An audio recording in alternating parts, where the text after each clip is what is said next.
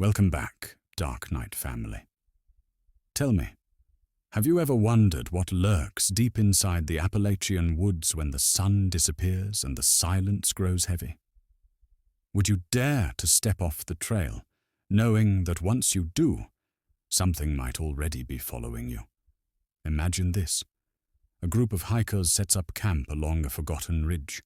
The fire crackles, shadows stretch across the trees, and for a moment, everything feels safe. But then, from the darkness, comes a sound, low, guttural, almost human, yet not quite.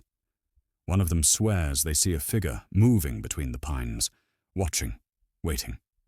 By morning, only 3 sleeping bags remain filled. The 4th is empty, zipped neatly closed, as if no one had ever been there. Tonight, we descend into stories just like this. 6 most disturbing, true, Appalachian deep woods horror stories. Tales that prove the forest holds secrets far older and far darker than we can imagine.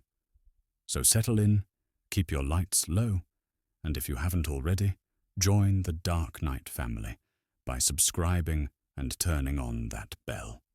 Because once the woods call your name, there may be no turning back.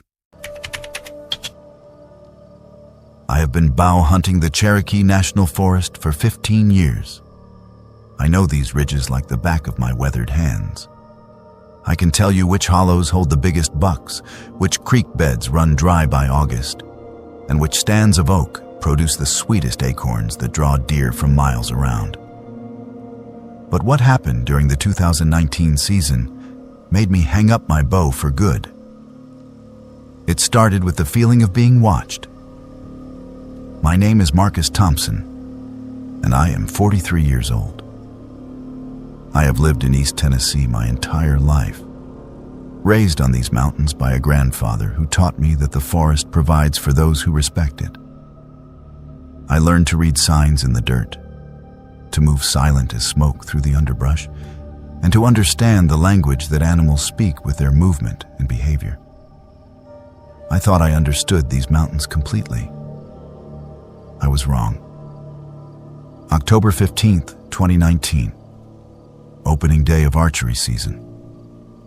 I had been scouting a particular ridge since late August, watching a massive 10-point buck that would wander down to drink from a spring-fed creek every morning around 7:30. This deer was easily the largest I had ever seen in these parts, with a rack that would make any hunter proud. I had my stand positioned perfectly, downwind about 30 yards from his drinking spot, hidden in a cluster of mature white oaks that blocked my silhouette from below. I arrived at my hunting spot 3 hours before dawn, as is my custom.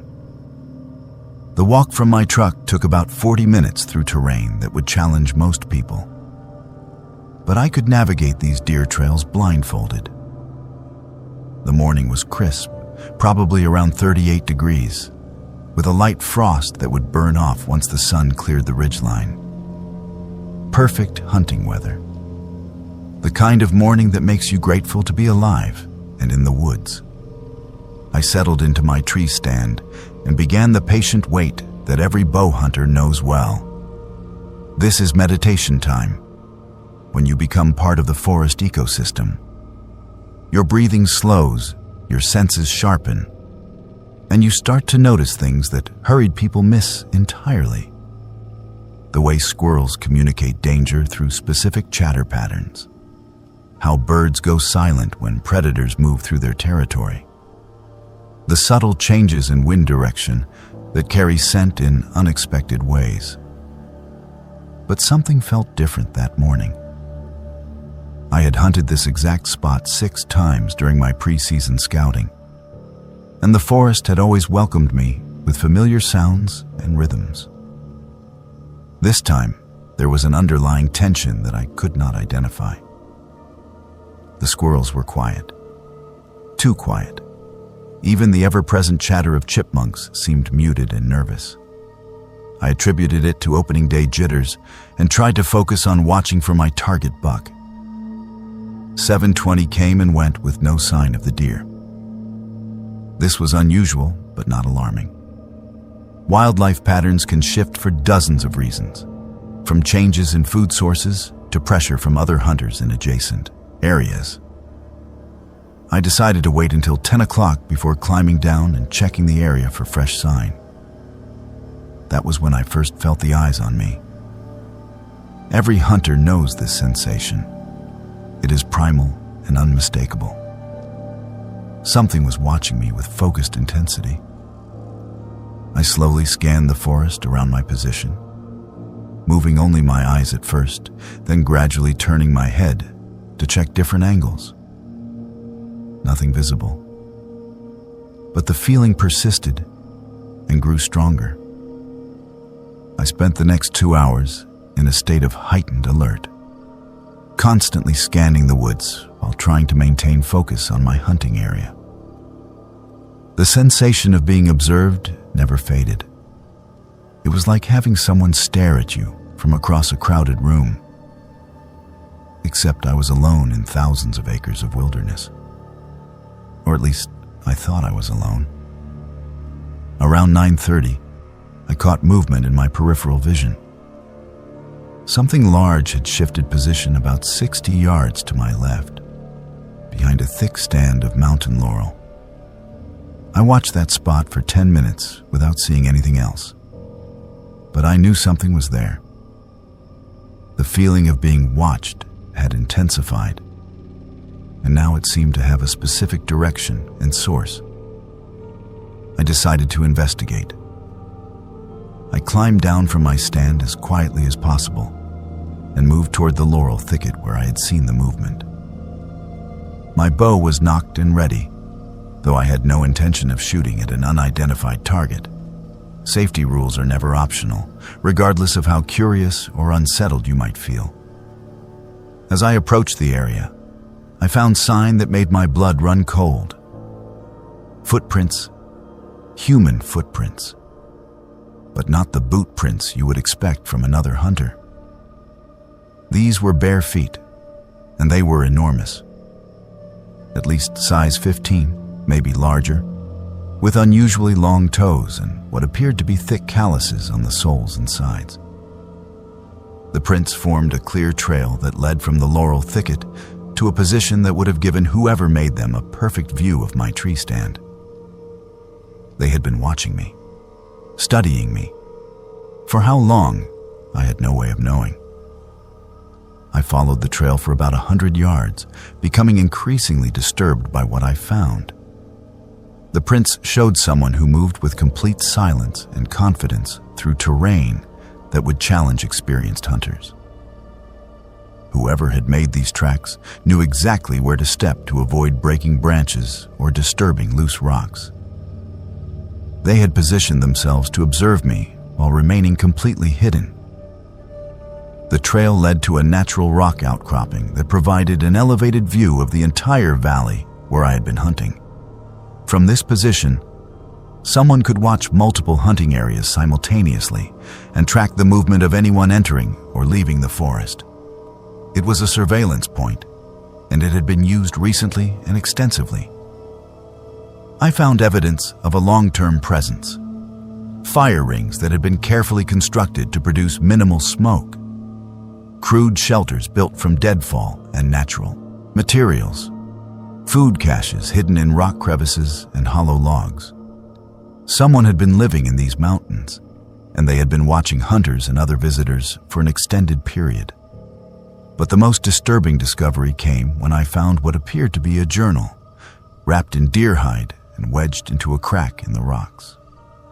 The pages were filled with observations written in a crude but legible hand. Descriptions of hunters, hikers, and campers who had passed through the area over what must have been several months.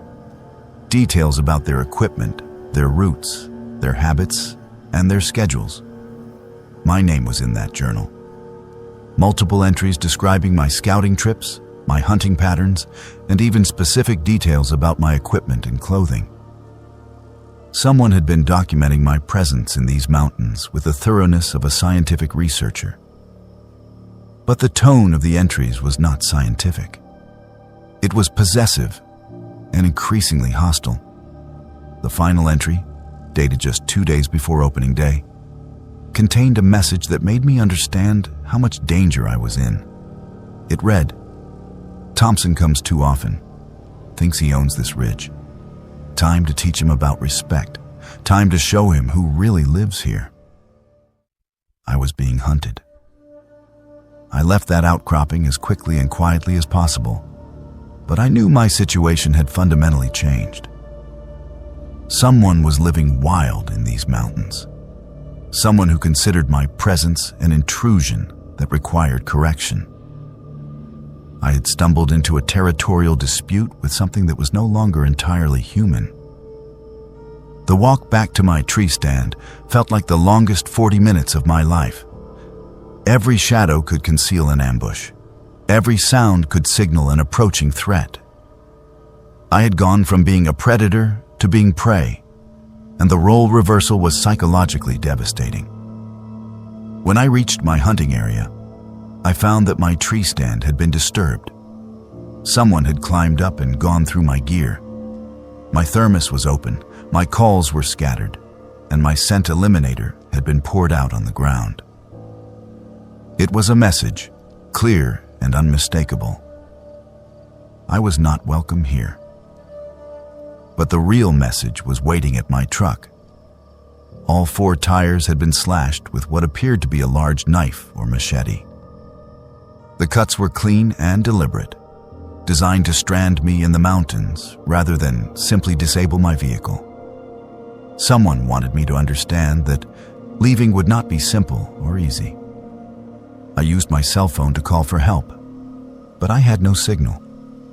The mountains in this area are notorious for poor cellular coverage, and I was effectively cut off from the outside world. I was stranded, being hunted by someone who knew these mountains better than I did, and night would be falling in less than 6 hours. I made the decision to hike out on foot rather than spend the night in my truck. The walk to the nearest road was approximately 8 miles through difficult terrain, but it seemed safer than remaining stationary and vulnerable. I packed my essential gear and began what I knew would be a challenging trek. The hike became a nightmare within the first hour. I was being stalked. I could hear movement in the forest around me, always just out of sight, but clearly shadowing my route. Branches would snap in the distance. Rocks would clatter down slopes when no wind was blowing. And always, that sensation of being watched by hostile eyes. 3 times I stopped and called out, identifying myself as a hunter and asking whoever was following me to show themselves. The responses chilled my soul. Not words, but sounds. Guttural vocalizations that seemed half human and half animal. Calls that spoke of rage and territorial aggression and something that had moved beyond normal human behavior. By the 4th mile, I realized that my stalker was not trying to remain hidden anymore. He wanted me to know he was there. He wanted me to be afraid. The psychological pressure was constant and building towards something that I did not want to experience. I began finding signs that he was moving ahead of me, positioning himself along my route. Fresh footprints crossing the trail I was following. Broken branches that had been snapped within the last few minutes. The unmistakable evidence that someone was setting up an ambush. Mile 6 brought the first direct contact. A rock, easily 5 pounds, came crashing through the trees and struck a pine trunk less than 3 feet from my head. The impact was so violent that bark exploded in all directions, and the sound echoed through the valley like a gunshot. There was no mistaking this for an accident or natural occurrence. Someone had thrown that rock with enough force to kill me if their aim had been better. I started running. The final 2 miles became a desperate flight through terrain that I knew could break an ankle or worse if I made a wrong step. But staying still meant facing whatever had been stalking me through the mountains. And I had no illusions about my chances in that confrontation. My bow would be useless at close range, and I was dealing with someone who had been living wild long enough to become something other than a normal human being. The sounds of pursuit followed me all the way to the road. Crashing through underbrush, inhuman vocalizations, and the constant sense of something large and aggressive closing the distance between us. I have never been more grateful to see asphalt and civilization than I was that evening when I finally stumbled out of the forest. A passing motorist stopped and gave me a ride to town, where I reported the incident to the local sheriff's department. They were polite, but clearly skeptical of my story. Vandalism and petty theft are common problems in areas with heavy hunting traffic, and they seemed to think I had encountered nothing more than local troublemakers trying to discourage competition. But I knew what I had experienced, and I knew it was far more dangerous than simple vandalism. I never went back to retrieve my truck or my tree stand. I wrote them off as a complete loss and considered it cheap tuition for a lesson that probably saved my life. The Cherokee National Forest is home to more than bears and deer. Something lives in those deep hollows and remote ridges that has chosen to remain hidden from modern civilization. Something that considers the mountains its exclusive territory and will defend that territory with lethal force. I sold my hunting equipment and have not returned to those mountains since 2019. I tell people that I lost interest in hunting, but the truth is that I learned I was never the apex predator I thought I was. Something else holds that position in the deep woods of Appalachia, and it does not welcome visitors or competition. Sometimes, late at night, I still feel those eyes watching me. I know it is just psychological aftermath from a traumatic experience, but the sensation is real and unsettling. I have trouble sleeping when the moon is full, and I find myself checking locks and looking out windows at shadows that probably contain nothing more dangerous than neighborhood cats. But probably is not the same as certainly, and I learned in those mountains that the impossible and the deadly can be the same thing. I am sharing this story not for attention or sympathy, but as a warning.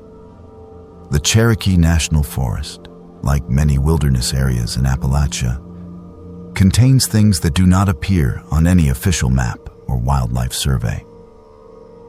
If you hunt or hike in these mountains, understand that you are entering territory that belongs to something else. Something that has been there longer than our civilization and has no intention of yielding that territory to weekend visitors. Pay attention to the signs. Trust your instincts. And if you ever find yourself being watched by something that feels wrong and dangerous, do not investigate. Do not try to prove how brave or skilled you are. Leave immediately and do not return. Some lessons are too expensive to learn through personal experience, and some territories are not worth fighting over. The mountains will always be there, but you might not be if you push too hard into places where you are not welcome. That is the truth I learned in October 2019, and it is a truth that changed my relationship with the wilderness forever. I thought I understood these mountains, but they taught me that understanding and survival are not always the same thing. I was documenting abandoned settlements in the Monongahela National Forest for my graduate thesis in Appalachian Studies. The cabin I found on October 13th was not on any historical record, yet it contained fresh supplies and recent activity from the 1920s. What I experienced there has made me question everything I thought I understood about time, reality, and the nature of existence itself. I need to tell someone this story before I lose my mind completely. My name is Ashley Rivera, and I am 26 years old. I was pursuing my master's degree in Appalachian Studies at West Virginia University when this happened. My thesis focused on the settlement patterns of early 20th century homesteaders in remote areas of the Monongahela. specifically examining how isolated communities developed unique cultural practices and survival strategies. I had spent 8 months researching historical documents, land surveys, and oral histories, building a comprehensive database of forgotten settlements that once dotted these mountains. My advisor, Dr. Elizabeth Hartman, had encouraged me to pursue fieldwork as part of my research methodology.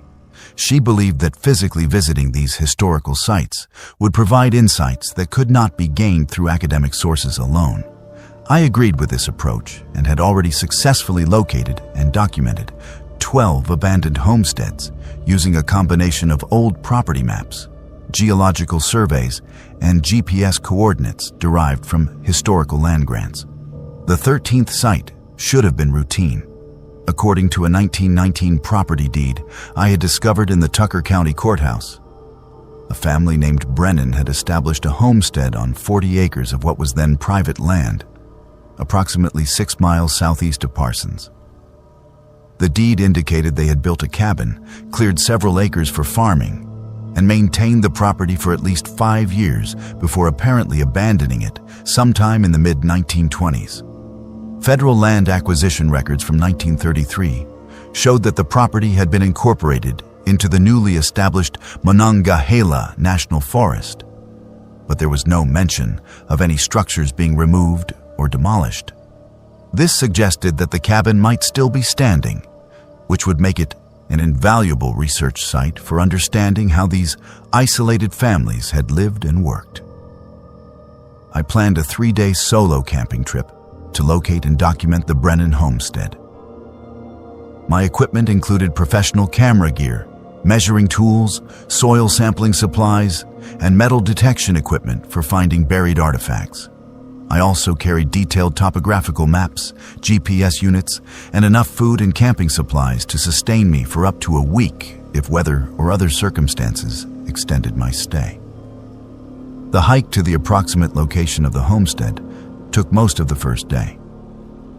The terrain was challenging, with steep ridges and dense undergrowth that had reclaimed what might once have been crude logging roads. I was following compass bearings based on the original property survey, adjusting for magnetic declination and trying to account for nearly a century of landscape changes. By late afternoon on October 13th, I had reached the general area where the cabin should have been located. According to my calculations, I was within a quarter-mile radius of the original homestead site, but I had not yet found any evidence of human habitation. No foundation stones, no cleared areas, no fruit trees or other indicators that a family had once lived and worked this land. I decided to establish my base camp and conduct a systematic search pattern the following morning.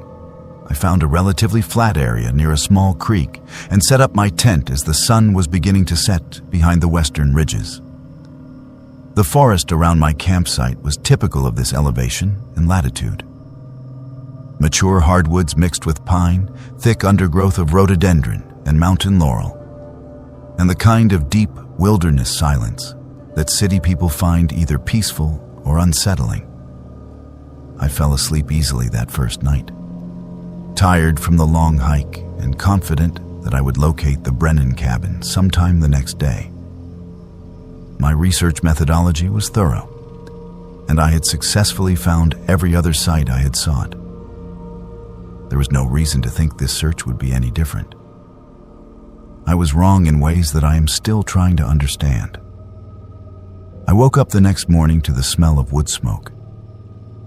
This was immediately alarming because I had not built a fire the previous evening, preferring to eat cold food and avoid the risk of wildfire in an area where I might not be able to get help quickly if something went wrong. Yet the smell was unmistakable, and it was close. Very close. I unzipped my tent and looked around the campsite. No visible fire, no smoke. But the smell was stronger outside than it had been inside my tent.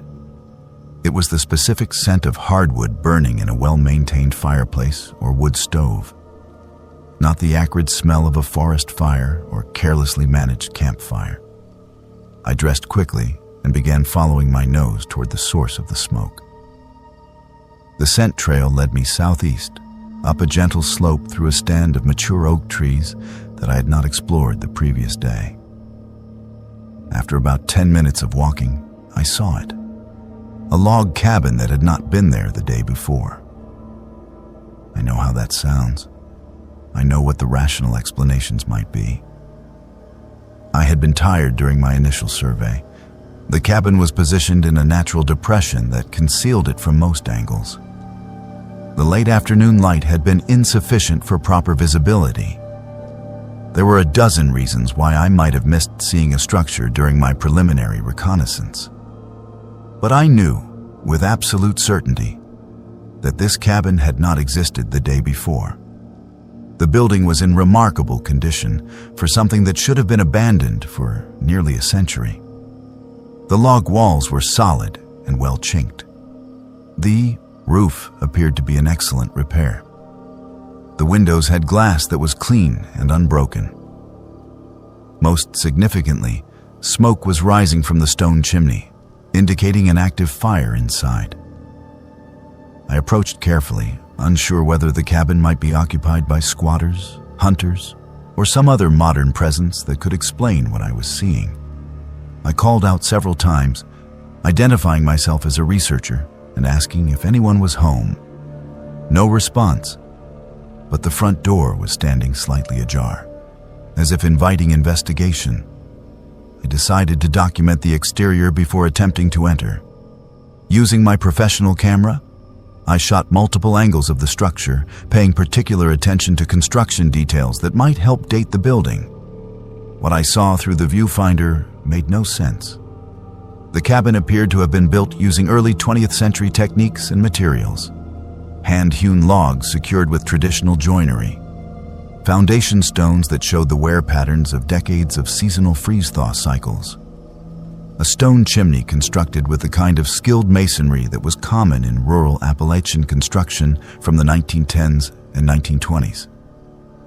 But everything was too well preserved, too clean, too maintained for a structure that had supposedly been abandoned for nearly 100 years. I documented everything I could from the exterior, then approached the front door. It swung open at my touch, revealing an interior that defied rational explanation. The cabin was furnished and occupied. Not recently occupied, currently occupied. The fire in the stone fireplace was burning with fresh wood. The kitchen area contained food supplies that appeared to be in current use. Clothing hung from pegs on the walls. Personal possessions were scattered around the single room in the casual way that indicates active habitation. But everything was wrong.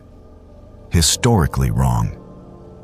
The food supplies were in packaging that I recognized from historical photographs. Glass jars with handwritten labels. Cloth sacks containing flour and sugar. Preserved meats hanging from the rafters in the traditional mountain style. The clothing was period appropriate, but appeared to be recently worn and recently cleaned. The personal possessions told the same story. A straight razor and leather strop on a wooden washstand. Kerosene lamps with clean glass chimneys and recently trimmed wicks. Books and newspapers that bore dates from 1923 and 1924, but appeared to have been read recently and handled frequently. Most disturbing of all, there were signs of current activity. Wet dishes in a wooden wash basin. Food remains on a plate that suggested someone had eaten breakfast within the last few hours. Coffee grounds in a pot that was still slightly warm to the touch. I began photographing everything, trying to document what I was seeing while simultaneously trying to understand what I was experiencing. This was not an abandoned homestead that had been preserved by unusual environmental conditions. This was not a historical recreation or a museum exhibit.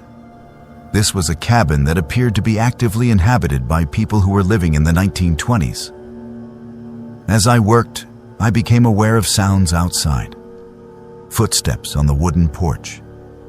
Voices speaking in low tones that I could not quite make out.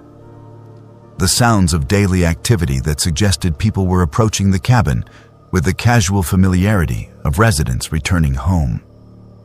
I moved to the window and looked out, expecting to see modern people who might explain this impossible situation. Instead, I saw two figures dressed in clothing from the 1920s, walking toward the cabin with the easy confidence of people returning to their own home. The man was wearing work clothes that I recognized from historical photographs: canvas pants, a cotton shirt, and leather boots that showed the wear patterns of daily use. The woman was dressed in a simple cotton dress with an apron, her hair arranged in a style that was popular in the early 1920s. They were talking to each other in voices that carried clearly through the morning air, but I could not understand what they were saying. Not because they were speaking quietly, but because the language itself seemed strange. It was recognizably English, but with an accent and vocabulary that sounded archaic, like something from a much earlier time period. I realized that I was about to be discovered in their home, and I had no idea how to explain my presence or my equipment. I quickly gathered my camera and notes and moved toward the back door, hoping to retreat without being seen. But as I reached for the door handle, I heard something that made my blood run cold. The woman was calling my name, not calling to me, but talking about me. She was telling the man that Ashley was here, looking through our things again. She spoke about me as if my presence was expected, routine, something that happened regularly. I had never seen these people before in my life. I pushed through the back door and ran toward the tree line, no longer concerned with stealth or documentation. I needed distance and time to process what I had experienced. But as I reached the edge of the clearing, I heard the man call out behind me, "Ashley, you do not need to run. You always come back anyway." I kept running until I reached my campsite, then quickly broke camp and began hiking toward my vehicle. I needed to leave this area immediately and return with other people who could witness what I had found. Preferably people with expertise in paranormal phenomena or unexplained occurrences, because I was clearly dealing with something outside normal experience. But when I reached the spot where I had parked my truck, I found something that made me question my sanity completely. My vehicle was not there. In its place was a different truck, older and less familiar, but with my gear loaded in the bed exactly as I had left it. The keys in my pocket started this different truck, and the registration in the glove compartment bore my name and address. I drove back to Morgantown in a state of complete psychological confusion. Nothing made sense. My memory of events was clear and detailed, but the physical evidence suggested a reality that contradicted everything I thought I knew about my own life and experiences. When I reached my apartment, I found more impossibilities waiting for me.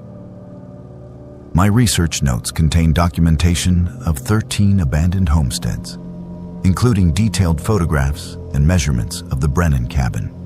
According to my own handwriting, I had visited that site multiple times over the past several months and had maintained regular contact with the residents as part of my ongoing research. But I had no memory of any previous visits to that location. My computer contained gigabytes of photographs showing the cabin in different seasons, different weather conditions, and different states of occupancy. Some photos showed the building empty and abandoned. Others showed it actively inhabited by people whose faces I did not recognize, but who appeared completely comfortable with my presence. In several photos, I appeared alongside the residents, smiling and relaxed as if we were old friends. I was wearing clothing that I owned, but did not remember purchasing. My hair was arranged in styles that I did not remember choosing. I was living a life that I could not remember living. Over the following weeks, I tried to research what I had experienced, I consulted with professors, psychiatrists, and experts in unexplained phenomena. The theories ranged from psychological dissociation to temporal anomalies to elaborate hoaxes designed to drive me insane. But the physical evidence was undeniable. The photographs existed. The documentation was real. According to every record I could find, I had been conducting research at the Brennan homestead for months, maintaining regular contact with residents who should have been dead for nearly a century. I tried to return to the site once more, accompanied by my thesis advisor and 2 other graduate students. We found the clearing where the cabin should have been, but it was empty. No building, no foundation stones, no evidence that anything had ever been constructed there. Dr. Hartman was concerned about my mental state and suggested that I might be experiencing some form of graduate school stress that was manifesting in elaborate fantasies. She recommended therapy and a temporary suspension of my fieldwork until I could sort out whatever psychological issues I was dealing with. But that night, alone in my apartment, I found new photographs on my camera. Images of the cabin, occupied and active, showing me having conversations with people I had never seen before. The timestamp on the photos indicated they had been taken during the exact hours when I was meeting with Dr. Hartman in her office. I was living multiple lives simultaneously, and only one of them felt real to me. I completed my thesis using the documentation I could not explain, and I graduated with highest honors for research that I could not remember conducting. My academic career was launched by work that might have been produced by someone else entirely, someone who shared my name and my life, but had experiences that I could not access. I now work as a historical researcher for the West Virginia Department of Culture and History, specializing in early 20th century settlement patterns. My colleagues consider me an expert in this field, and I have published articles based on research that I cannot recall performing. Sometimes I find notes in my own handwriting that reference interviews and site visits that I have no memory of conducting. My professional reputation is based on expertise that I apparently possess, but cannot consciously access. I have stopped trying to understand what happened to me in the Monongahela National Forest. The rational explanations are insufficient, and the irrational explanations are terrifying. I am living with the possibility that time is not linear, that reality is not singular, and that consciousness is not as unified as we assume it to be. But I continue my work because the alternative is madness. I document historical sites and write academic papers and maintain professional relationships with people who sometimes reference conversations that I cannot remember having. I am sharing this story because I need someone else to know that impossible things are possible, and that expertise can exist independently of conscious experience. Somewhere in the mountains of West Virginia, there is a cabin that exists in multiple time periods simultaneously, occupied by people who know me better than I know myself. And sometimes, late at night, I find myself planning return trips to that site, using knowledge and familiarity that I cannot explain. Part of me knows exactly how to find that cabin, how to approach the residents, and how to continue research that I have apparently been conducting for much longer than I remember. That part of me is not concerned with rational explanations or academic credibility. That part of me knows that some questions can only be answered by accepting that reality is far stranger and more complex than any of us are prepared to admit. The Brennan homestead is still there, still occupied, still waiting for my next visit. And despite everything I have experienced, I know that I will return there again, whether I remember choosing to do so or not. That is the truth I learned in the Monongahela National Forest, and it is a truth that has become the foundation of a life I cannot fully remember living. My grandfather always warned our family never to fish Blood Creek after sunset. He said our bloodline owed a debt to something that lived in those waters. I thought it was just mountain superstition until the night I discovered what happens when you ignore family warnings. What I experienced changed my understanding of debt, obligation, and the price that some families pay for their survival in these mountains. My name is Daniel Mitchell, and I am 31 years old. I was born and raised in Letcher County, Kentucky, in a hollow that has been home to my family for 6 generations. The Mitchell name goes back to the 1870s in these parts, when my great-great-grandfather Silas settled here after the Civil War with nothing but a pregnant wife and a determination to carve out a life in land that nobody else wanted. Blood Creek runs through our family property, a narrow waterway that winds down from the high ridges and eventually feeds into the Cumberland River system. It earned its name from the reddish iron deposits that color the water during certain seasons, though local folklore attributes the color to more sinister origins. The creek has always been central to our family's survival, providing water for livestock, irrigation for crops, and some of the best fishing in eastern Kentucky. But it has also been the source of our family's most persistent and troubling tradition. Every generation of Mitchell men has been taught the same warning from childhood. Never fish Blood Creek after sunset. Never disturb the water during the dark hours. And never, under any circumstances, ignore the debt that our family owes to whatever lives in the deep pools where the creek bends around ancient limestone formations. My grandfather, Robert Mitchell, was the keeper of our family's oral history. He knew stories that went back 5 generations, tales passed down from father to son with the solemnity of sacred obligation. According to his accounts, our family's survival in these mountains came at a price that was negotiated long before I was born.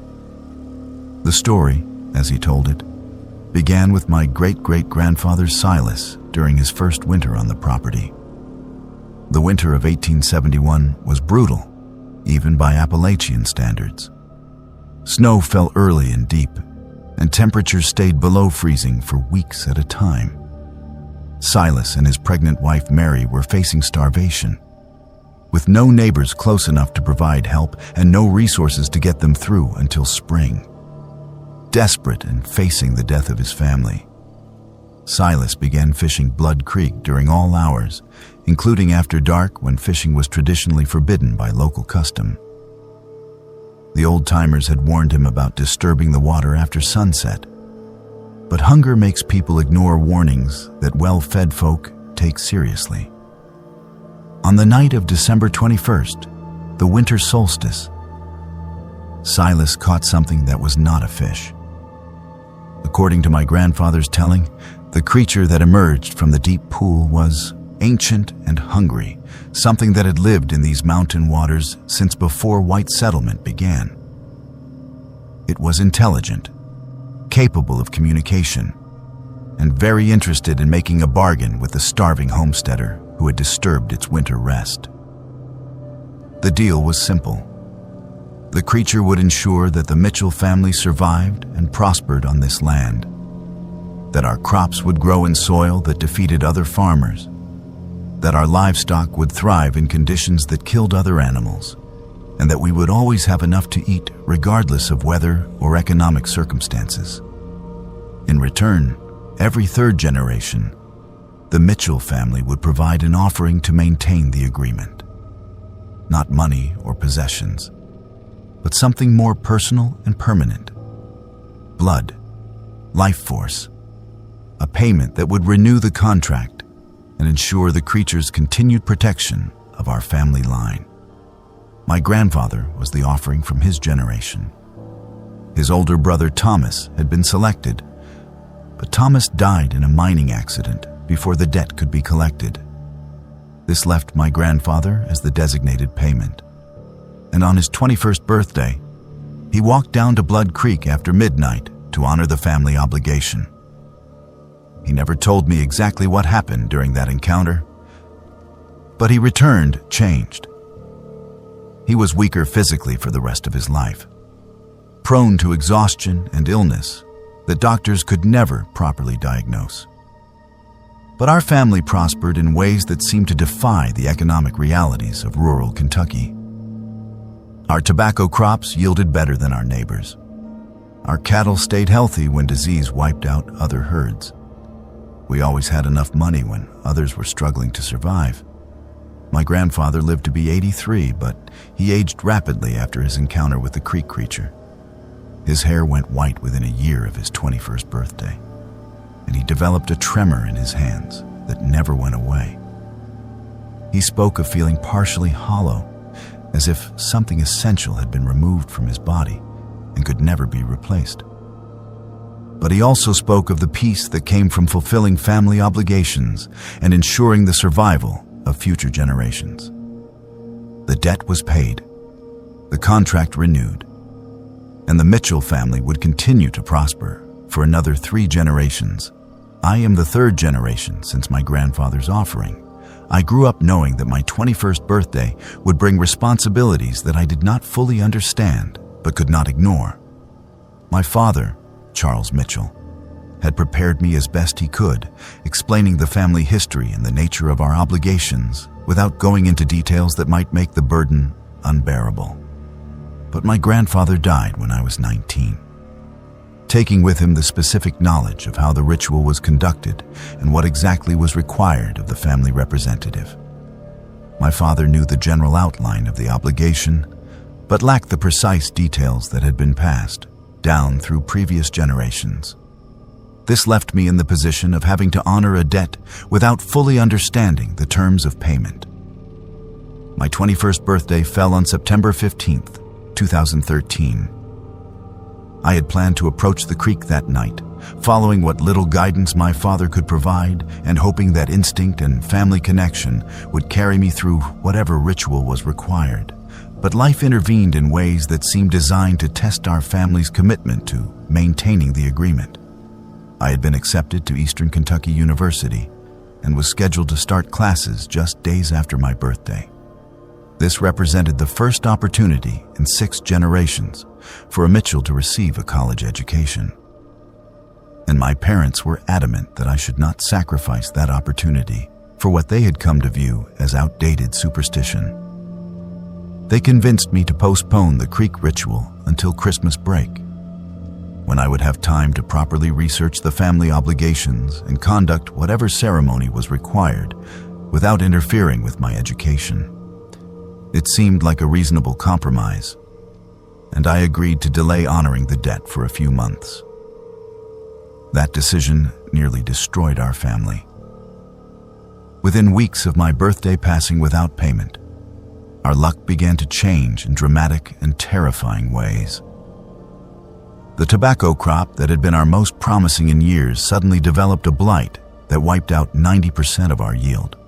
Our cattle began dying from a respiratory illness that the veterinarian could not identify or treat.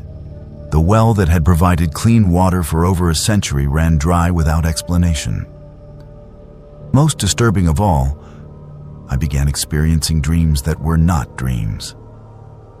Visions of something ancient and furious living in the deep pools of Blood Creek, something that had been patient for 21 years but was losing patience rapidly. The creature in these visions was not the benevolent protector of family folklore, but something far more dangerous and demanding. By November, I knew that I could not wait until Christmas break. The family debt was compounding with interest, and the consequences of delayed payment were escalating beyond anything our ancestors had experienced. On November 23rd, 3 days before Thanksgiving, I walked down to Blood Creek at midnight to honor the obligation that I should have fulfilled 2 months earlier. The night was cold and clear, with a full moon that turned the creek water silver, except in the deep pools where shadows gathered like living things. I brought with me the few ritual items that my grandfather had mentioned over the years. A knife that had belonged to Silas Mitchell, a leather pouch containing tobacco and salt, and a metal cup for whatever libation might be required. But I had no clear understanding of the ceremony itself. no knowledge of the words that should be spoken or the actions that should be performed. I was improvising a ritual that my family had conducted successfully for 5 generations, hoping that good intentions would compensate for poor preparation. I called out to the creek, identifying myself as Daniel Mitchell and acknowledging that I had come to honor my family's debt. For long minutes, nothing responded except the sound of water moving over rocks and the distant calls of night birds. Then the water in the deepest pool began to move in ways that had nothing to do with current or wind. What emerged from Blood Creek was nothing like the creature of family folklore. This was not a benevolent protector that had helped our family prosper in exchange for periodic offerings. This was something ancient and alien and utterly indifferent to human welfare or survival. The creature was approximately human in size, but completely inhuman in form. Its skin was the color of old leather, covered with scales that reflected moonlight like wet stones. Its eyes were large and dark, positioned on the sides of its head like a fish, but capable of focusing forward with predatory intensity. When it spoke, its voice was the sound of water moving through deep caverns. It did not negotiate. It did not explain.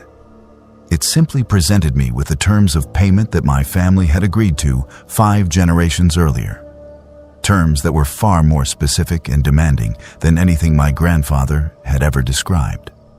The Mitchell family debt was not a simple offering of blood or life force.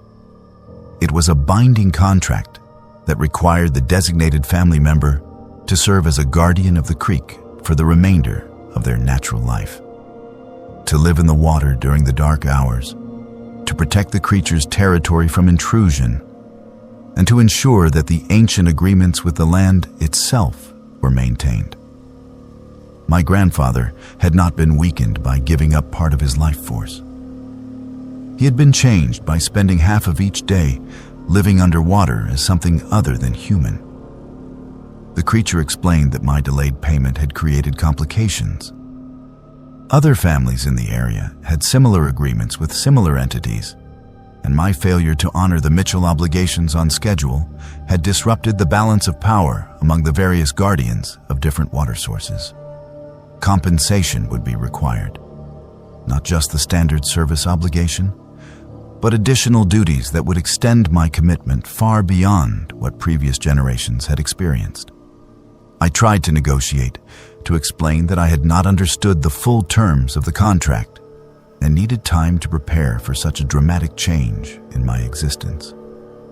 The creature was not interested in negotiation. It had waited 21 years for payment, and it would not wait longer. But it offered me one alternative to immediate service. I could transfer the debt to another family member, someone whose life was less committed to modern obligations and who might be better suited to the requirements of guardianship. My younger brother Marcus was 19 years old, still living at home, and had always been more comfortable with the old ways than I was.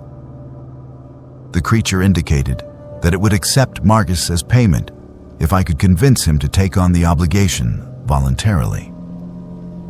The choice was simple and horrible. Honor the debt myself and abandon my education, my plans, and my future as a normal human being. Or convince my brother to sacrifice his life for mine, condemning him to an existence that I was not willing to accept for myself. I made a choice that I will regret for the rest of my life. I told the creature that I would return the following night with my brother's consent to the transfer of obligation. It agreed to wait one more day, warning me that further delays would result in the forfeiture of our entire family line. I spent the next 24 hours convincing Marcus that he needed to honor a debt that was rightfully mine. I lied about the nature of the obligation, minimizing the personal cost and emphasizing the family tradition. I manipulated his sense of duty and his love for our parents to make him believe that accepting the guardianship was heroic rather than tragic. Marcus agreed to take on the debt because he trusted me and because he believed he was saving our family from disaster, he walked down to Blood Creek the following night with no understanding of what he was truly agreeing to do. I have not seen my brother since November 24th, 2013. Our family prospered again almost immediately after Marcus entered the creek. The blighted tobacco recovered and produced a late harvest that yielded better prices than we had ever received. The cattle recovered from their mysterious illness and multiplied rapidly. The well refilled with water that tested purer than anything in the county. But Marcus was gone, and I was responsible for his disappearance. I completed my education and found success in ways that seemed almost supernatural. Job opportunities appeared without effort. Business ventures prospered beyond reasonable expectation. I married well, built a successful career, and accumulated wealth that should have been impossible for someone from my background. All of it purchased with my brother's life and freedom. I still live on the family property, and I walk down to Blood Creek every few months to leave offerings of tobacco and salt at the edge of the deep pool where Marcus disappeared. Sometimes, on nights when the moon is full, I see movement in the water that might be my brother performing his guardian duties. But he never acknowledges my presence, and he never emerges from the creek to visit his family or check on the people whose prosperity he purchased with his sacrifice. I am sharing this story as both confession and warning. Some family debts are real, and some traditions exist for reasons that transcend superstition. But the price of honoring those obligations can be higher than any family should be asked to pay. If you come from mountain families with old traditions and persistent warnings, do not dismiss them as folklore. And if you ever find yourself in a position to transfer family obligations to someone else, remember that the cost of your freedom will be measured in someone else's life. Marcus Mitchell disappeared into Blood Creek on November 24th, 2013. And I am the reason he is gone. That debt can never be repaid, and that guilt can never be absolved. Some choices echo through generations, and some sacrifices can never be undone.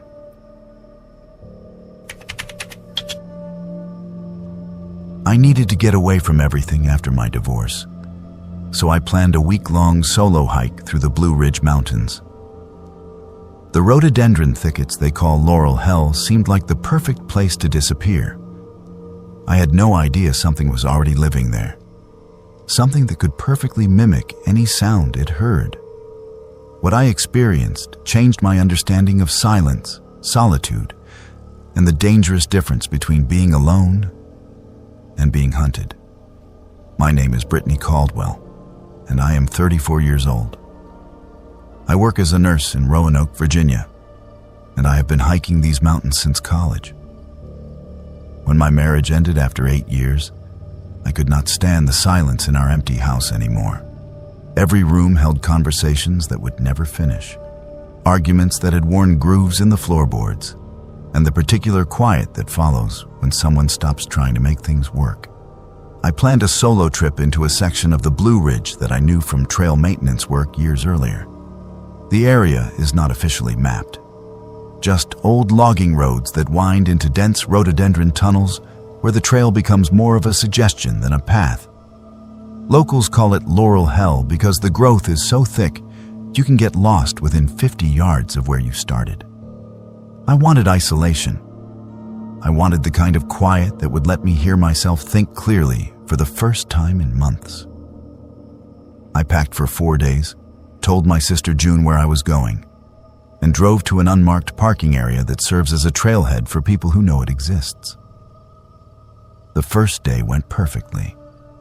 Clear weather, steady hiking, and the gradual transition from maintained trail to deer paths to barely their roots through increasingly dense vegetation. By evening, I had reached a small clearing where I set up camp between 2 birch trees, feeling proud of my navigation and grateful for the complete silence that surrounded me. That silence should have been my first warning. The woods in this area are usually full of night sounds. Owls, insects, the rustle of small animals moving through the undergrowth. But as I cooked dinner on my camp stove, I became aware that the forest around me was completely quiet. Not the peaceful quiet of a calm evening, but the tense quiet that happens when prey animals sense a predator nearby. I finished eating and was cleaning my cookware when I heard my name called from the darkness beyond my campfire. Britt. It was my ex-husband's voice, speaking with the exact tone he used when he was trying to apologize for something without actually saying he was sorry. The voice came from the woods, about 30 yards from my camp, but there was no way David could be here. He did not even know where I had gone, and he had never shown any interest in hiking during our entire marriage. I called out, asking who was there, but received no response. I told myself it was another camper playing a joke, or maybe a hunter who had somehow learned my name from overhearing my phone conversations at the trailhead. But the explanation felt thin, even as I tried to convince myself it was reasonable. I went to sleep uneasy, but the night passed without further incidents. The second day brought me deeper into the rhododendron thickets, where the vegetation forms natural tunnels and the world becomes a maze of green corridors. This is challenging hiking under the best circumstances, requiring constant attention to route finding and a willingness to backtrack when passages dead end into impenetrable walls of branches. But something was wrong with the acoustics in these thickets. Sounds were not behaving the way they should in a natural environment. I would hear a bird call from my right, and then the exact same call would repeat from my left with identical timing and pitch, as if it were an echo that had somehow changed direction. Water sounds moved without any visible stream. I would hear dripping from ahead of me, follow the sound, and then hear the same dripping pattern start up behind me in the area I had just left. The wind seemed to have seams, with gusts starting and stopping in discrete sections rather than flowing naturally through the forest. Most disturbing were the footsteps. I would hear the sound of someone walking parallel to my route, matching my pace, but staying just out of sight behind the wall of vegetation. When I stopped, the footsteps stopped. When I changed direction, they changed direction. But when I tried to approach the source of the sounds, I found nothing but empty forest. During my lunch break, I heard my own voice call out from the thicket. "We could stay here," it said, using the exact tone and inflection I had used 2 months earlier when I was trying to convince David to try marriage counseling. The voice was mine, but I was not speaking. I was sitting alone, eating a granola bar, when my own words came back to me from the woods. That was when I realized I was not dealing with other hikers or natural acoustics. Something in these thickets was learning from me, copying the sounds I made and the voices I knew, but not quite getting them right. I decided to push for higher ground, hoping to get above the densest vegetation and find my way back to more traveled areas. But the climb toward the ridge took me through even thicker rhododendron, where the branches formed a canopy so dense that it felt like hiking through a tunnel. The voice activity intensified as I climbed. I heard my sister June calling my name. Then my mother humming a song she used to sing while doing housework. Then David again, using the pet name he had called me early in our relationship, before things went wrong. None of the voices were quite right. They had the correct words and approximately the right pitch, but they lacked the natural breath patterns and subtle imperfections that make human speech sound human. It was like listening to a very sophisticated recording device that was trying to learn how to be a person. I reached a saddle between 2 hills and made camp as the sun was setting. I chose the spot because there was clear ground and good visibility in multiple directions. I did not want to spend another night surrounded by dense vegetation where something could approach without being seen. as darkness fell, the vocal activity around my camp became constant and increasingly sophisticated. The entity, whatever it was, began combining different voices to have conversations with itself. I heard my mother and my sister discussing my hiking plans. I heard David apologizing to me in words he had never actually spoken. I heard myself agreeing to things I had never agreed to. The most disturbing moment came when I heard a child crying in the woods below my campsite. Every instinct I have as a nurse and as a human being told me to investigate, to offer help to someone who sounded lost and frightened. But I had learned enough about this entity to know that the crying was just another mimicry, another attempt to manipulate me into leaving my camp and venturing into the darkness where it could approach more closely. I stayed in my tent and listened to the crying continue for over an hour, perfectly consistent in timing and pitch, never varying the way real distress would vary. It was a performance, and I was the intended audience. The third day was a race to reach the road.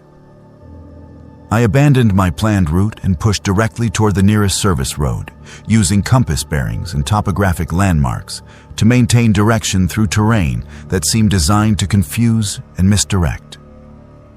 The entity followed me throughout the day, constantly calling my name in different voices, trying to engage me in conversation, attempting to convince me to stop and respond. But I had learned the most important rule for dealing with this phenomenon. Never answer back. Never give it new material to work with. By afternoon, I could hear it experimenting with combinations of sounds it had learned from me. My laugh mixed with David's voice. My mother's humming interrupted by my own cough. It was building a vocabulary of my life, collecting the audio signatures of my relationships and my emotions. When I finally reached the service road and got cell phone reception, I called my sister immediately. She answered with my name, and I almost hung up because for a split second, I could not tell if it was really her or another mimicry. That doubt, that moment of uncertainty about whether the people I love are real when they speak to me, has never completely gone away. I have not returned to that area. And I never will. I have not told many people about what I experienced because I know how it sounds. But I am sharing this story because I need people to understand that there are things in the deep woods that are curious about human beings in ways that are not benign. The entity in Laurel Hell was not trying to hurt me physically. It was trying to learn me, to understand how humans communicate and connect with each other. But its method of learning required studying me in isolation, keeping me separated from other people, while it practiced using their voices to manipulate my behavior. If you hike alone in remote areas, pay attention to sounds that feel wrong.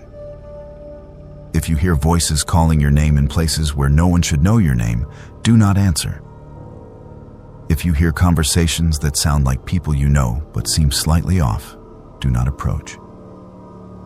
And if you ever find yourself being followed by something that speaks with the voices of the people you love, remember that love does not sound perfect when it is real. The entity in Laurel Hell taught me that silence is not empty, and that being alone does not mean you are unobserved. Some forms of attention are predatory, and some kinds of interest are not safe to satisfy. The woods will always have their secrets, but some secrets are better left undiscovered.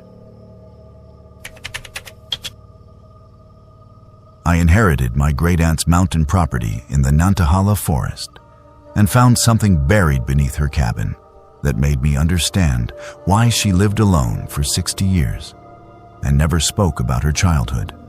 Some family secrets should stay buried, but once you know the truth about what your ancestors did to survive, you cannot pretend ignorance anymore. What I discovered changed everything I thought I knew about my family and the price some people pay for prosperity. My name is James Patterson, and I am 38 years old. I work as a civil engineer in Asheville, North Carolina, and I thought I knew my family history until my great-aunt Mabel died at 91 and left me her property in the mountains near Robbinsville. The inheritance came as a surprise because I had only met her 3 times in my entire life, and she had never shown any particular interest in maintaining family relationships. Aunt Mabel lived alone on 40 acres of heavily wooded land that had been in our family since the 1920s.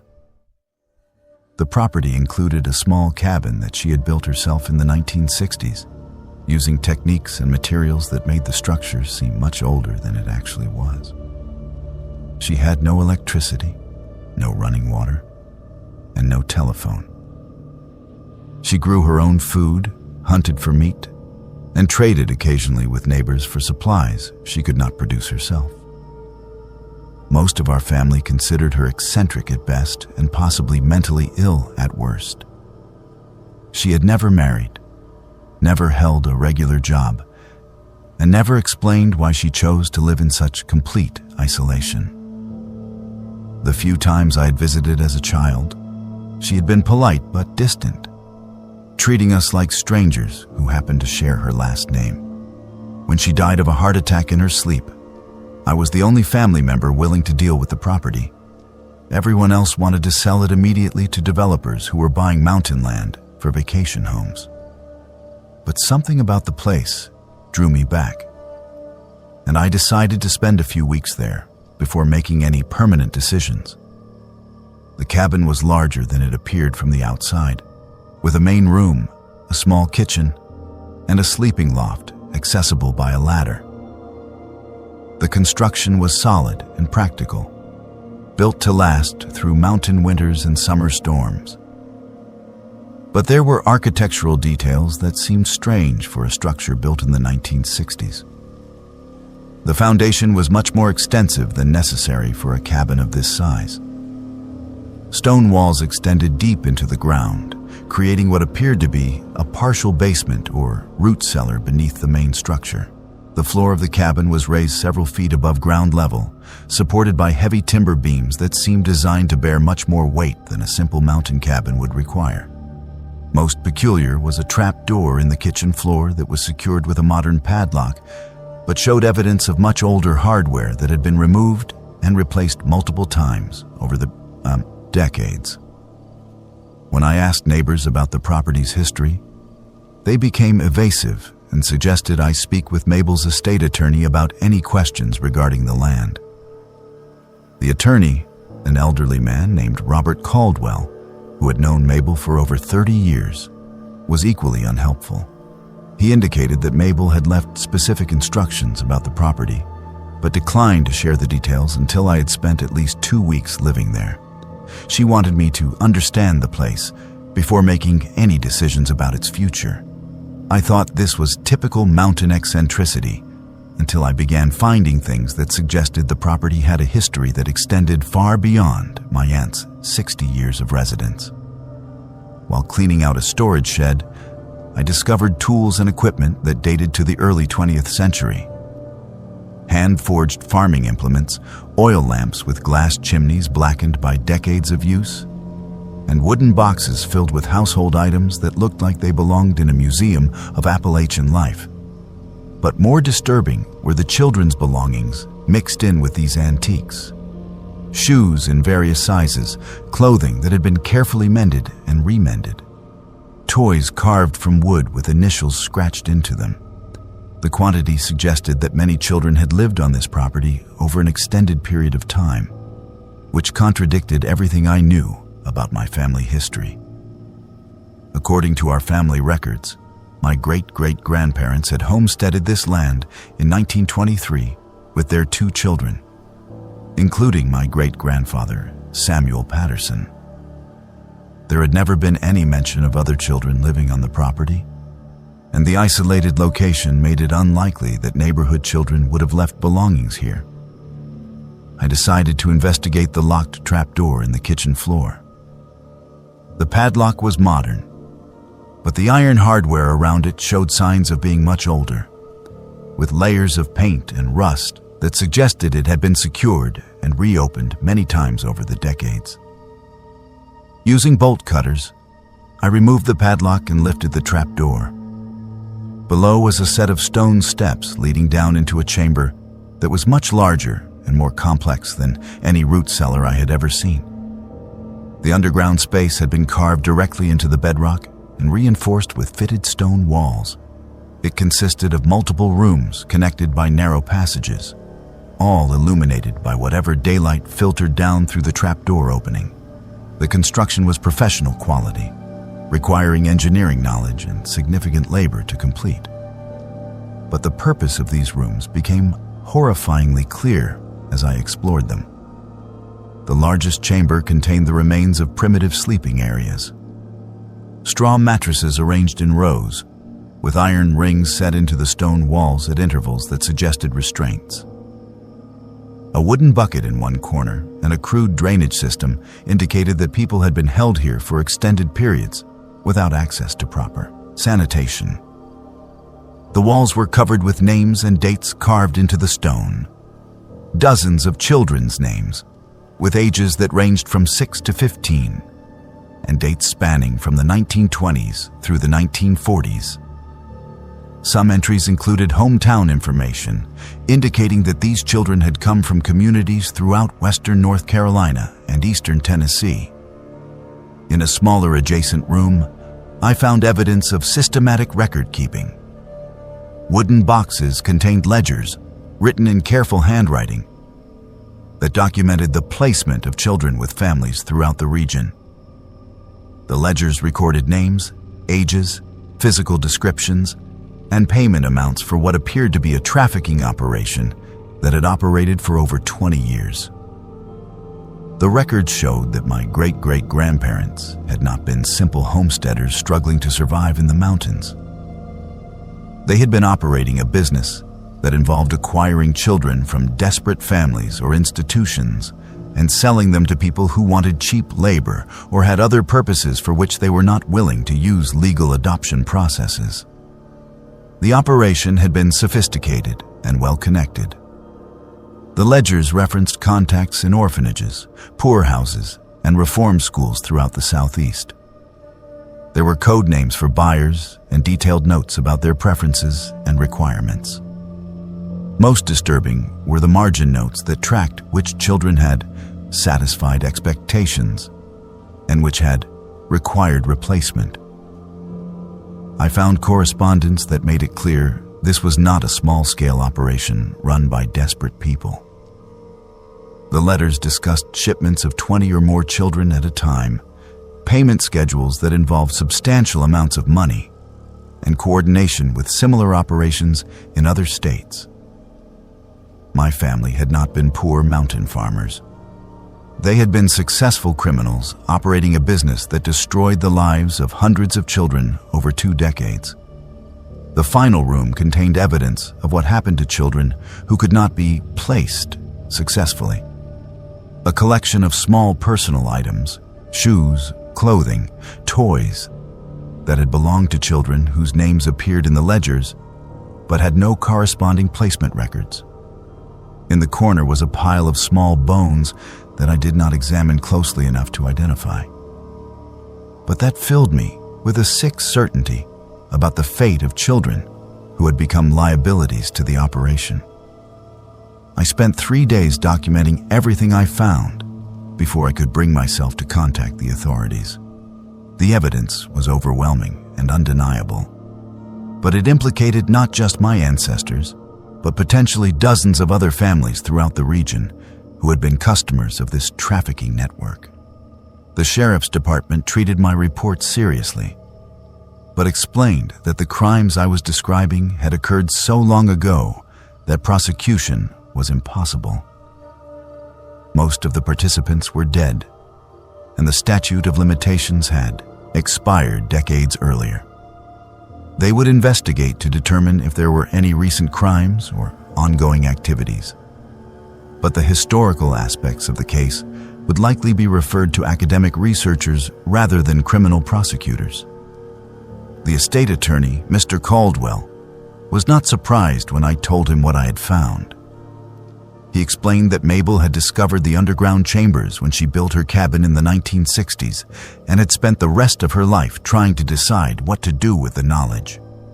She had consulted with lawyers, historians, and law enforcement over the years, but had never found a way to address the crimes without destroying the lives of innocent descendants who had no connection to the trafficking operation.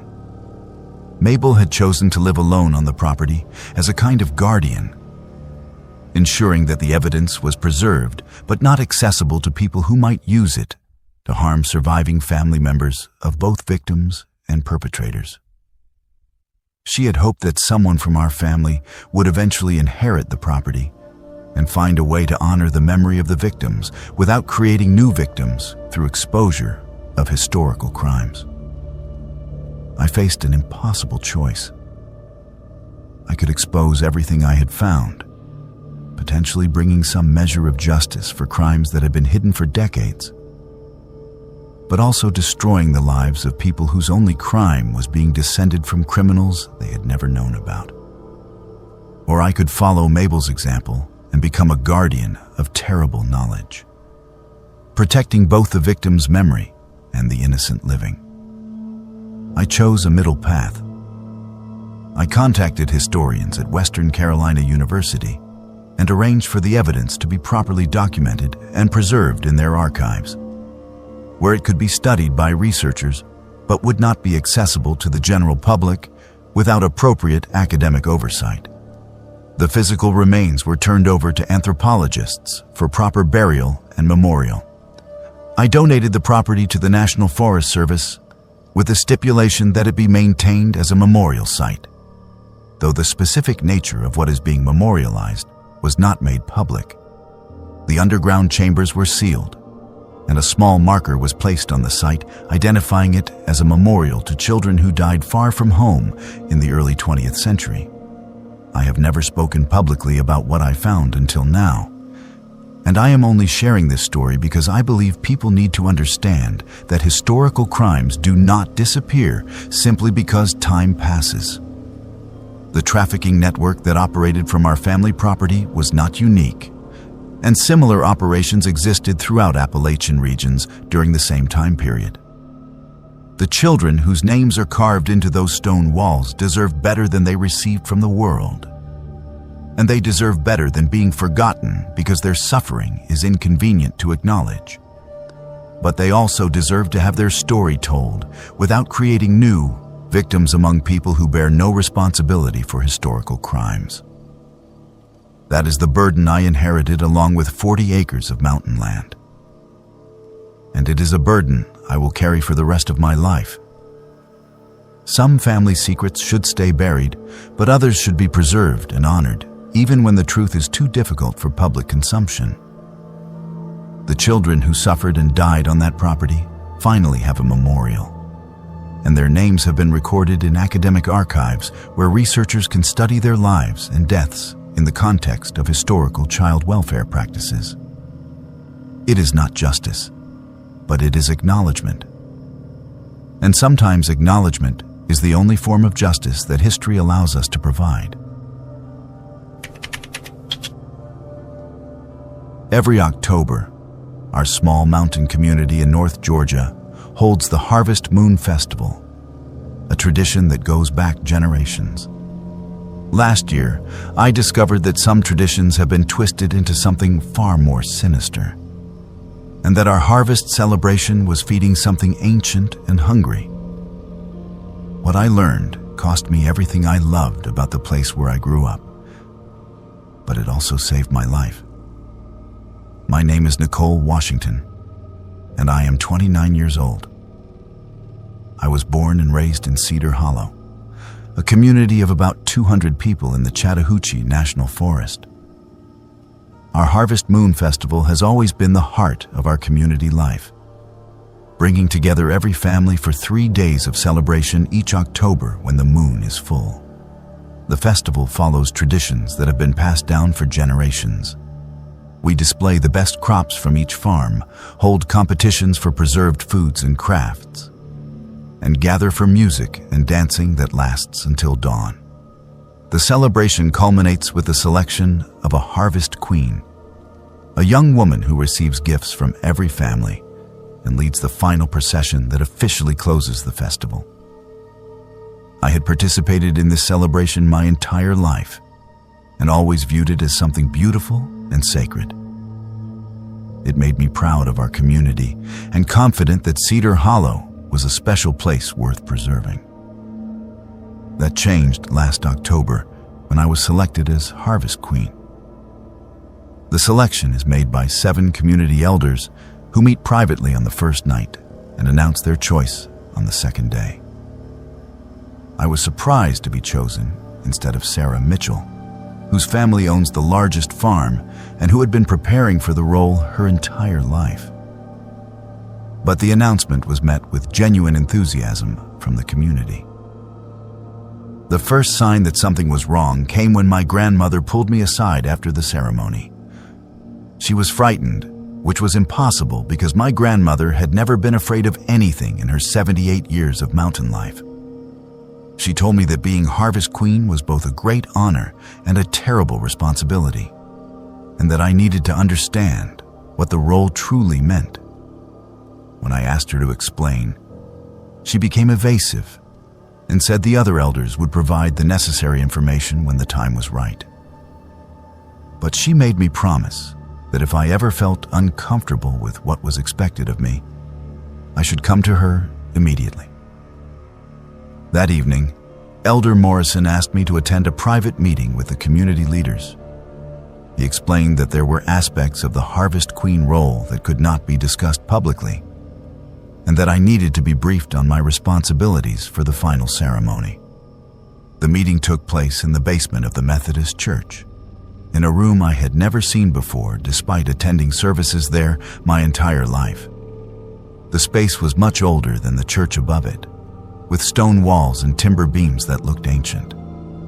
The 7 elders explained that the Harvest Moon Festival served purposes beyond community celebration. The ceremony was designed to maintain an agreement that our ancestors had made with entities that controlled the prosperity of our land and the safety of our people. According to their account, the original settlers had found land that was already occupied by something that was not human, but not hostile to human presence. These entities were ancient and powerful, but willing to coexist under specific conditions that required annual tribute in the form of recognition, respect, and periodic offerings. The Harvest Queen role was central to this arrangement. The selected woman served as the community's representative in renewing the annual agreement with the entities that protected our land. This involved participating in a ceremony that was much older and more complex than the public procession. When I asked for specific details, the elders became evasive. They assured me that the ceremony was perfectly safe when conducted properly, emphasizing that my participation was voluntary, but making it clear that refusing would have serious consequences for the entire community. Elder Morrison showed me a ledger documenting harvest yields, livestock survival rates, and community health statistics for 50 years. The data showed that years when the festival was conducted properly were dramatically more prosperous than years when it was canceled or abbreviated. But I noticed something the elders did not mention. In years when the festival was conducted properly, there was always one name missing from the community roster the following year. A young woman who had served as Harvest Queen and then disappeared, with explanations about moving away to pursue opportunities in larger cities. When I asked about this pattern, they explained that serving as Harvest Queen was often transformative, inspiring women to explore horizons beyond our small community. They viewed this as natural evidence that the ceremony empowered women rather than limiting them. Their explanations felt rehearsed, and I began to suspect that the fate of former Harvest Queens was not as benign as they claimed. I asked for time to consider their proposal, and they agreed to give me until the following evening. They warned that rejecting the role would require selecting a replacement so late in the festival, which might result in a less effective ceremony than the community needed. That night, I visited my grandmother and told her everything. She listened without surprise, confirming that she had known about the true nature of the festival all along. When I finished, she was quiet for a long time. She told me she had served as Harvest Queen in 1965 and that the experience had changed her life in ways she had never been able to discuss. The mountain ceremony involved more than symbolic offerings. The entities demanded substantial tribute that could only be provided by a young woman representing the community's most precious resource. The Harvest Queens did not move away to distant cities. They were consumed by the entities during the ceremony, their life force absorbed as payment for another year of prosperity and protection. My grandmother had survived only because she had been pregnant at the time, though she had not known this when chosen. The entities had rejected her as an offering because she carried new life, making her unsuitable for their purposes. She had been returned with instructions to never speak about what she witnessed and to ensure future ceremonies were conducted properly. She had spent 60 years knowing that our community's prosperity was purchased with the lives of young women, and that she had been complicit in maintaining a system that murdered people in the name of tradition. I realized I faced a choice between becoming a victim or finding a way to expose and destroy the system, but challenging the elders directly would likely result in my death being disguised as an accident. I decided to participate in the ceremony with preparations the elders did not know about. I contacted a friend who worked for the Georgia Bureau of Investigation and arranged for law enforcement to be positioned near the ceremony site. I also left detailed documentation with my grandmother, requesting that she ensure the truth was revealed if I did not return. The mountain ceremony took place in a clearing I had never seen before. Despite growing up in these hills, the location felt wrong in ways I cannot describe, as if natural laws did not apply there. The entities that appeared were physical beings, ancient and alien, that had been living in these mountains since before human settlement. They communicated by speaking directly into minds rather than through normal hearing. The ceremony was exactly what my grandmother had described.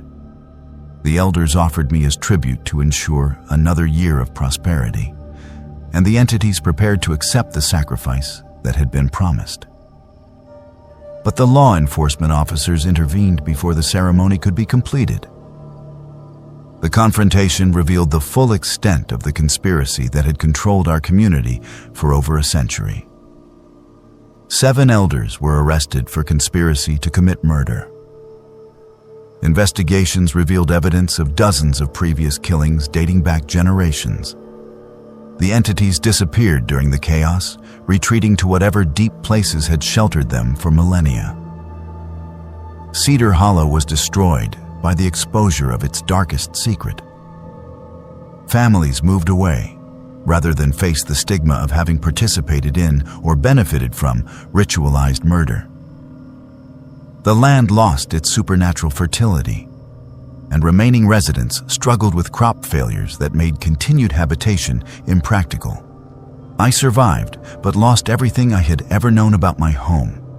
The place where I had planned to spend my entire life became uninhabitable, not because of supernatural retaliation, but because the community could not survive the truth about what it had been built on. I now live in Atlanta and work as an advocate for victims of ritualized abuse. I share my story because similar situations exist in isolated communities throughout Appalachian regions. Traditional practices that seem harmless may conceal systems of exploitation and violence that have persisted for generations. Communities that appear to be thriving may be sustained by sacrifices hidden from outsiders and rationalized by people who benefit from maintaining the status quo. The Harvest Moon Festival was not a celebration of community values. It was a murder ritual disguised as cultural tradition. If you encounter communities with secretive traditions or unexplained patterns of disappearances, trust your instincts and seek help from outside authorities. Some secrets are kept to protect people, but others are kept because exposing them would reveal ongoing crimes. Cedar Hollow is empty now, and the entities that once protected it have retreated to places where humans cannot easily follow. The mountain clearing where generations of young women died is overgrown with vegetation that will not support normal plant life, as if the land remembers what happened there. That is the truth I learned about my community, and it cost everything to reveal. But some truths are worth telling regardless of the price, and some traditions deserve to be destroyed rather than preserved.